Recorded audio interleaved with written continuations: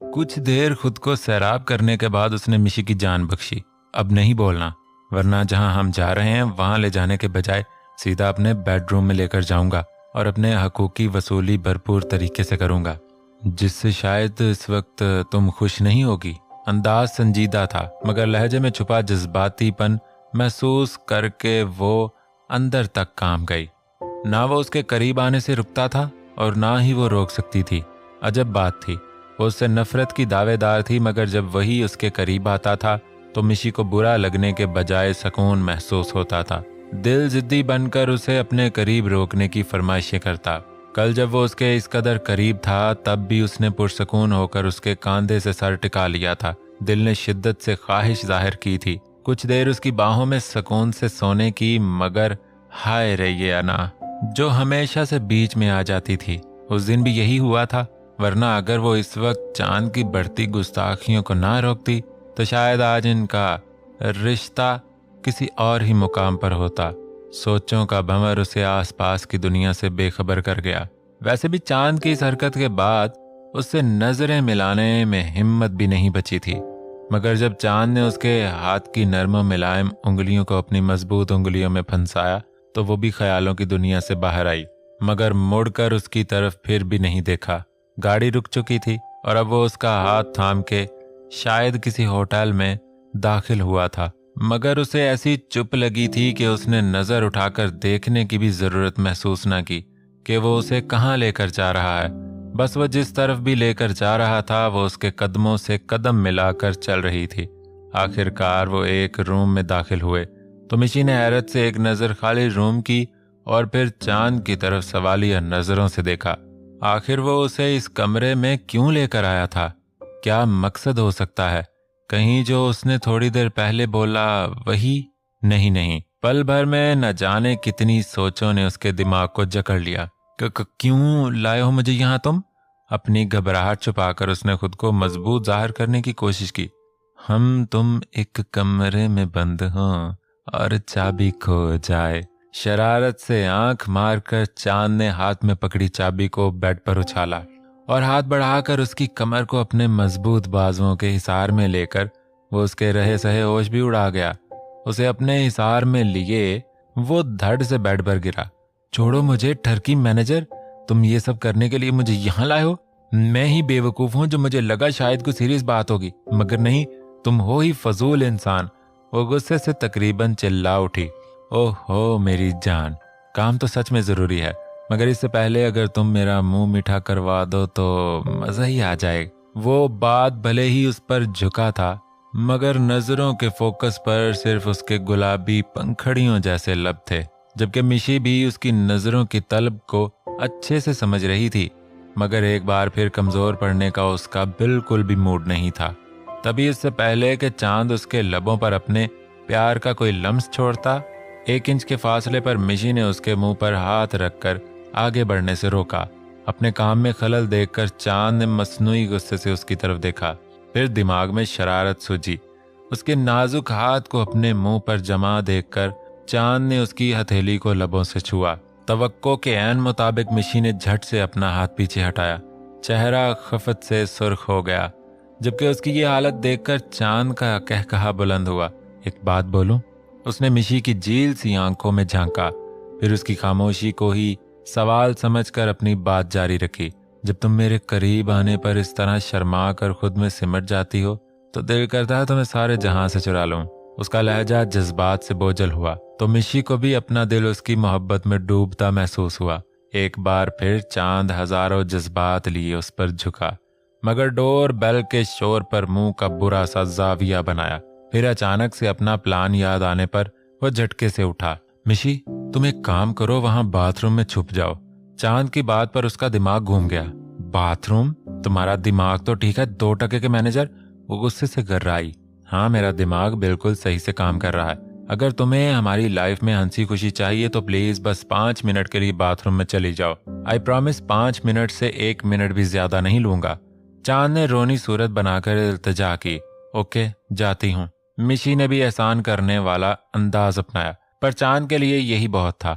मगर जाने से पहले कुशन तकिए उठाकर फर्श पर फेंक दिए, कंफर्टर उठाकर दूसरी तरफ उछाला उठते हुए बेडशीट भी उठाकर फर्श पर फेंक दी।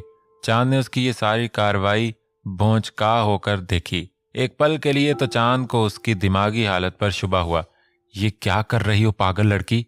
ओए मैनेजर, मैं पागल नहीं हूं, उसने उंगली उठाकर वार्न किया था।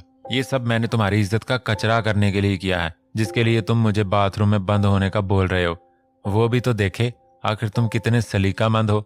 इस सारे कारनामे की वजह बताकर फखर से सर ऊंचा किया, मगर चांद का अफसोस से नफी में हिलता सर देखकर उसने मुट्ठियां भींच ली। अच्छा यार, हम लड़ाई बाद में कर लेंगे, तुम जाओ प्लीज। चांद की एक बार फिर इल्तिजाई अंदाज पर आखिरकार वो बाथरूम की तरफ बढ़ी तो चांद भी दरवाजे की तरफ बढ़ा, मगर सामने मौजूद शख्सियत को देखकर उसके असहाब तन गए। अंदर आ जाओ।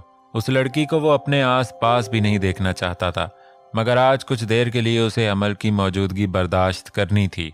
एक नजर चांद को देखकर उसके चेहरे पर मुस्कुराहट उभरी। तो तुमने मुझे बुलाया? खुद से बुलाया। मैं बता नहीं सकती मैं कितनी खुश हूँ। शिद्दत जज्बात से उसकी आवाज थरथरा गई। अमल की आवाज पर मिशी का दिमाग भक से उड़ गया। ओ, तो ये 2 टके का मैनेजर अपने और अमल के मोहब्बत भरे सीन मुझे लाइव दिखाने यहाँ लाया है। मिशी के दिमाग में एक पल के लिए पटाखे फूटने लगे। अब मैं इन दोनों की लव स्टोरी में विलन का काम सर अंजाम देती हूँ। दिल में पक्का इरादा करके उसने हैंडल पर हाथ रखा, मगर कुछ सोचकर एक पल के लिए रुकी। अगर मैं इन दोनों को रंगे हाथों पकड़ लूं तो मैं इस मैनेजर से तलाक। इस सोच के आते ही वो सुकून से वहीं ठहर गई। चांद का दिल किया इस बददिमाग लड़की को एक रख कर थप्पड़ लगाए। आखिर उसके किस अमल से उसके दिमाग में ये खन्नास भरा था? तुमने मिशी को फोन पर वो सब क्यों बोला? वो डायरेक्ट मुद्दे की बात पर आया, मगर अमल उसकी बात पर एक पल के लिए गड़बड़ा गई। उसे उम्मीद नहीं थी मिशी अपने और उसके दरमियान की बातें चांद को बता देगी। वो चांद, बताओ क्यों बोला? उसकी मिनमिनाहट पर वो एकदम धाड़ा। अमल खौफ से थरथरा कर 2 कदम दूर हुई।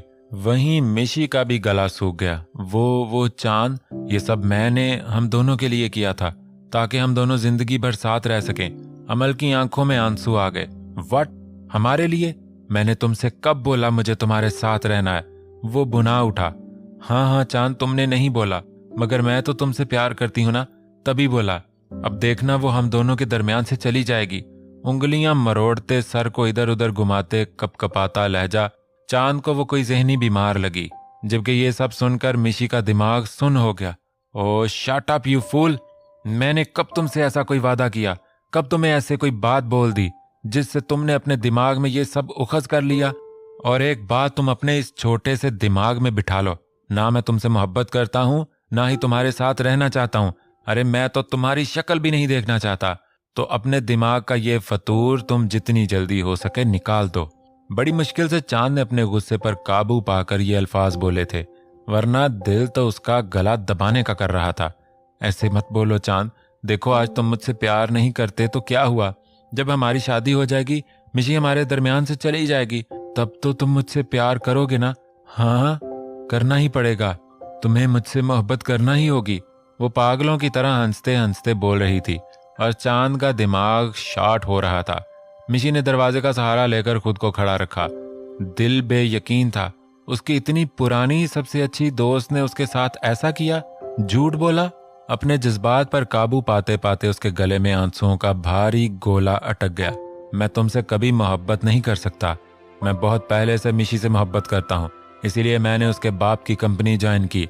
और चाहे कुछ भी हो जाए, मगर मैं उसे तुम जैसी बददिमाग लड़की की वजह से अपनी जिंदगी से दूर नहीं जाने दूंगा। अटल लहजे के साथ उसने गोया अमल के सर पर धमाका किया। चांद के मजबूत लहजे पर मिशी के किसी तरह रोके गए आंसुओं ने हर बंद तोड़कर बहना शुरू कर दिया। नहीं नहीं, ऐसा नहीं हो सकता। तुम मुझसे मोहब्बत कैसे? वो तुमसे नफरत करती है। तुम्हें जूते की नोक पर रखती है, और अब तो वैसे भी वो तुम्हें छोड़कर चली जाएगी। अपनी जीत की खुशी में वो कह कहा लगाकर हंसी, जबकि चांद के चेहरे पर एक तंजिया मुस्कुराहट उभरी। 2 कदम उसकी तरफ बढ़ाकर उसने अमल की तरफ अफसोस भरी नजरों से देखा। तुम अपनी फिक्र करो, दोबारा अगर तुम हमारे दरमियान आई तो। चांद के अल्फाज मुंह में ही रह गए जब मिशी ने दोनों को फुल इग्नोर करते हुए आगे बढ़कर तकिया उठाया। जान, आपने अभी तक कमरा नहीं समेटा। इतना मीठा लहजा और उसका हुलिया देखकर चांद की आंखें फटी की फटी रह गईं, जबकि अमल को तो जैसे कोई सदमा लग गया। बालों को टॉवल में लपेटे खुले खुले चेहरे के साथ उसका शर्माया शर्माया रूप किसी को भी गलतफहमी में मुब्तला कर दे। उसे तकिया उठाते देखकर अमल का ध्यान भी पूरी तरह बिखरे कमरे की तरफ गया, तो मानो उसके पांव से किसी ने जमीन खींच ली हो। अरे अमल, तुम यहाँ? मिशी ने चौंकने की भरपूर एक्टिंग की। तुम यहाँ आ रही हो मुझे बता देती, मैं सब कुछ समेट। शर्मा कर उंगलियां चटखाते हुए वो चांद की बगल में आकर खड़ी हुई।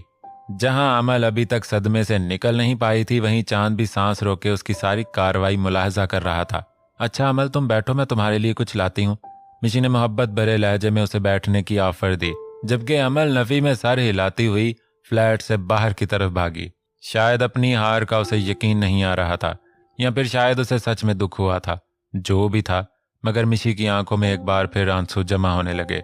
कभी नहीं सोचा था कि उनकी दोस्ती में ऐसा मोड़ भी आएगा। उसके चेहरे पर कुर्ब देखकर चांद ने उसकी कमर के गिर्द अपने मजबूत बाजों से हिसार कायम करके कंधे पर ठोड़ी टिकाई। अरे वाह मिसेस मलक, आप तो छा गईं। चांद की सरगोशी पर वो एक बार फिर अपना सब्र खोकर रो पड़ी। अरे तुम क्यों आजकल बार बार रोती रहती हो? मुझे मेरे पहले वाली मिशी ज्यादा पसंद है। चांद ने 2 कदम आगे बढ़ाकर उसका सर अपने सीने पर टिकाया। चंबेली को लगी हिचकी पर वो सभी हंस हंस कर बेहाल हो रहे थे। 80 लाख का ब्राइडल ड्रेस उन्हें बार बार सदमा लग रहा था, जबकि उनकी हर हिचकी पर रूप और तारा की हंसी छूट जाती। बिलाखिर किर्रत ने दोनों को सख्ती से घूर कर और ज्यादा हंसने से रोका। वैसे किर्रत, तुमने पूछा उस मैनेजर से आखिर ऐसी कौन सी सोने की तारें जुड़ी हैं इसमें जो उसने 80 लाख कीमत लगाई? उसने किर्रत की तरफ देखकर पूछा। अरे चंबेली, पहले तुम ये पानी पियो। सबने कैफे में टेबल के इर्द गिर्द रखी कुर्सियों को संभाला। तुमने बिल्कुल ठीक कहा, इसमें सारा काम सोने की तारों से ही किया गया था। कीमती पत्थर और नगीने जुड़े थे इसमें, तभी तो इस कदर खूबसूरत लग रहा था वो ड्रेस। किर्रत ने उसे सारी बात समझाई। हाँ, बहुत खूबसूरत था और महंगा भी बहुत खूबसूरत था। सुनते ही कानों से धुआं निकलने लगा। उनका खोया खोया अंदाज एक बार फिर सबको मुस्कुराने पर मजबूर कर गया। मम्मा, मैं बता रही हूँ आपको, जो मुझसे शादी करने आए उसे बोल दीजिएगा पहले मेरे लिए 80 लाख वाला यही लहंगा लाए, फिर मुझसे शादी का सोचे। उसने शान से कंधे अकड़ाकर अपनी आला फरमाइश का इजहार कर दिया। उसके पीछे खड़े मुस्तफ़ा के कानों में जब उसके ये अल्फाज गूंजे तो लब अपने आप मुस्कुरा उठे।